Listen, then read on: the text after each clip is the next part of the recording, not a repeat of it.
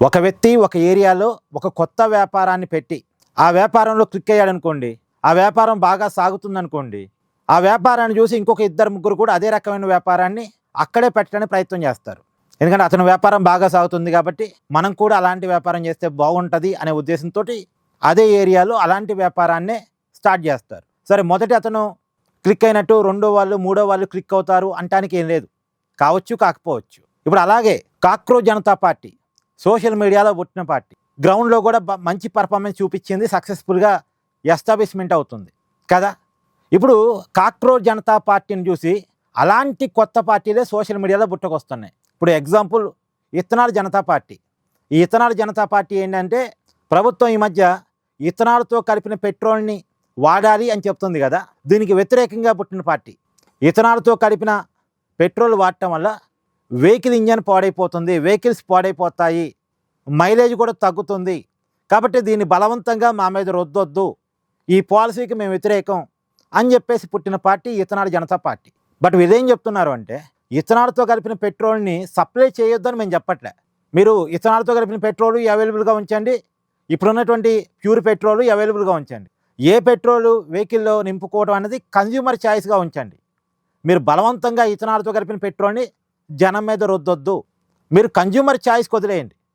ఆ కన్జ్యూమరు ఇథనాల్తో కలిపిన పెట్రోల్ని తన వెహికల్లో నింపుకుంటాడా, లేదు ప్యూర్ పెట్రోల్ని తన వెహికల్లో నింపుకుంటాడా, అతని ఛాయిస్కి వదిలేయండి.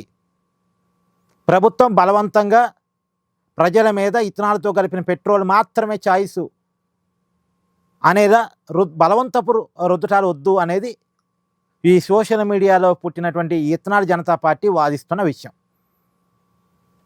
దీనికి సోషల్ మీడియాలో మద్దతు అయితే గట్టిగా వచ్చింది. నిన్నటికే 3 లక్షల ఫాలోవర్స్ ఇన్స్టాగ్రామ్లో, 30,000 ఫాలోవర్స్ ఎక్స్ ఖాతాలో వచ్చారు. మంచి మద్దతు అయితే ఆన్లైన్లో లభిస్తుంది, కానీ రియాలిటీలో ఆ మద్దతు ఉంటుందా లేదా తెలియదు ఇంకా.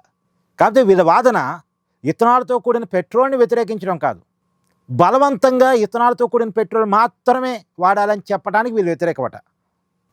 వీళ్ళ వాదన బాగానే ఉంది, వీళ్ళ వాదన అట్రాక్టివ్గానే ఉంది, బట్ ఇది రియాలిటీలో ఎంతవరకు క్లిక్ అవుతుంది అని తెలియదు. పైగా కాక్రోచ్ జనతా పార్టీ ధర్మేంద్ర ప్రధాన్ని టార్గెట్గా చేసుకుని అతను రాజీనామా కోసం డిమాండ్ చేసి పోరాటం చేసి అతని చేత రాజీనామా చేపిస్తే, ఇప్పుడు ఈ ఇథనాల్ జనతా పార్టీ నితిన్ గడ్కరీని టార్గెట్ చేస్తుంది.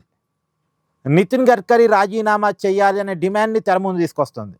సరే, డైరెక్ట్గా ఇంకా పార్టీ అఫీషియల్ స్టేట్మెంట్ కాదు, కానీ ఈ ఇథనాల్ జనతా పార్టీ ఫాలోవర్స్ యొక్క డిమాండ్ ఇప్పటికైతే ఇది. అయితే ఇక్కడ ఒక విషయాన్ని మనం గమనించాలి. ఇథనాల్ పెట్రోల్ని భారతీయ జనతా పార్టీ కార్యకర్తలు కూడా వ్యతిరేకిస్తున్నారు, ఎన్డీఏ ఓటర్స్ కూడా వ్యతిరేకిస్తున్నారు. ఎందుకంటే ఇది ఎవరికి వాళ్ళకే సఫరింగ్ కదా. ప్రభుత్వం చెప్తుంది మైలేజ్ తగ్గిద్దని, అంటే ప్రభుత్వం కూడా ఒప్పుకుంటుంది మైలేజ్ తగ్గిద్ది అనే విషయాన్ని. కాకపోతే ఇంజన్లో ప్రాబ్లం వస్తుంది, లేదా ఇంకోటి వస్తుంది అన్నది ప్రభుత్వం అంగీకరించట్లేదు. అలాంటి ఏమి రావు, ఇంజన్లో ప్రాబ్లమ్స్ రావటం ఇవన్నీ ఉండవు అనేది ప్రభుత్వం చెప్తుంది. అంటే ప్రభుత్వం చెప్తున్న వాదనకి కస్టమర్స్లో ఉండేటువంటి అనుమానాలకి సంబంధం లేకుండా ఉంది. కస్టమర్స్ వాదన ఒక రకంగా ఉంది, తర్వాత ప్రభుత్వం వాదన మరో రకంగా ఉంది. ఇప్పుడు ఏదైనా సరే అండి, కస్టమర్స్ని సాటిస్ఫై చేసి వాళ్ళని ఒప్పించి వాళ్ళలో అవగాహన కల్పించి అప్పుడు ఇథనాల్తో కూడిన పెట్రోల్ని అమల్లోకి తీసుకురావాలి. ఇప్పుడు ఇథనాల్ కలిపిన పెట్రోల్ మాత్రమే అంటున్నప్పుడు, ఆ మాత్రమే వాడాల్సిన వచ్చినప్పుడు వాడాల్సిన వాళ్ళకి కన్విన్స్ చేయాలి కదా, దీన్ని ఎందుకు వాడాల్సి వస్తుంది, దీన్ని మాత్రమే మనం ఎందుకు పెడుతున్నాం, పెట్రోల్ డీజిల్ అనేది బయట దేశాల నుంచి మనం తీసుకురావాలి, మన దేశంలో దొరకదు, అది బయట దేశాల నుంచి తీసుకురావడానికి అయ్యే ఖర్చు ఎంత, దానివల్ల ప్రభుత్వం మీద పడుతున్న బడ్డెన్ ఎంత, రెండోది వివిధ సందర్భాల్లో యుద్ధాలు వచ్చినప్పుడు ఇంకోటో వచ్చినప్పుడు మనకి ఇబ్బంది అవుతుంది కూడా కదా. Example Iran versus America Israel యుద్ధం వల్ల హర్మోజ్ జలసంధిని క్లోజ్ చేసినప్పుడు మనకి ఇబ్బంది అయింది కదా. ఎందుకు మనం ఇతర దేశాల మీద డిపెండ్ అయ్యి ఉన్నాం ఈ పెట్రోల్ డీజిల్ విషయంలో, ఇది లేకపోతే మనకి రోజు గడవదు, మరి ఇదేం మన దగ్గర అవైలబుల్గా ఉండదు. కాబట్టి మనం ఇథనాల్తో కలిపిన పెట్రోల్ అయితే 80% పెట్రోలు 20% ఇథనాల్ అన్నప్పుడు 20% పెట్రోల్ సేవ్ అవుతుంది. ఇథనాల్ అనేది మనమే తయారు చేసుకుంటాం, 20% పెట్రోల్ సేవ్ అవటం వల్ల పెట్రోల్ని బయట దేశం నుంచి దిగుమతి చేసుకోవడం కూడా తగ్గిపోయింది. అంతిమంగా పెట్రోల్ వాడకాన్ని క్రమక్రమంగా కొంత మనం తగ్గించడానికి అవకాశం ఉంటుంది.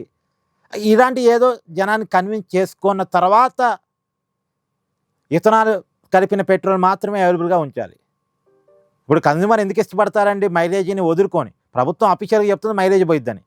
మైలేజీని వదులుకొని మరి ఎందుకు పెట్రోల్ ఇథనాల్తో కలిపిన పెట్రోల్ పోయించుకుంటాడు?